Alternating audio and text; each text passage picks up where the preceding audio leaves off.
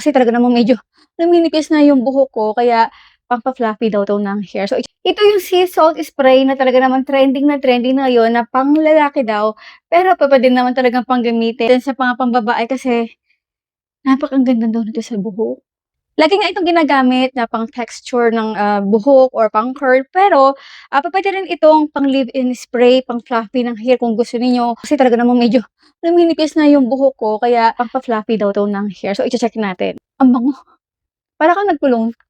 Mild lang yung kanyang ano, amoy pero mabango siya. Mas maganda itong gamitin sa damp hair or mga ganitong mamasa-masa ng konti after nating maligo para talaga kumapit yung, sea salt spray dito sa ating buhok. Hindi siya masyadong 'pag may hangin, and hindi siya masyadong sumasabay sa hangin. Super neat niya.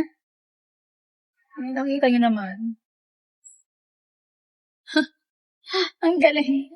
Update, 7:30 PM, eto pa rin ang aking buhok. Ang lambot, talagang super effective talaga siya. Dahil nakikita niyo naman, shiny, at kumpul-kumpul yung ating hair dito. Hindi siya buhaghag na parang alambreng naka-usli-usli dito yung ating end of the hair. Ang ganda. Super effective talaga. At sigagawa pa ako ng ating video ng part 2 about sa sea salt spray, kung ano-ano pa yung mga paraan na pwede natin paggamitan dito. Kaya naman sa mga gustong magkaroon nito, ilalagay ko na rin yung link sa ating comment box section o dito sa ating screen. Bye!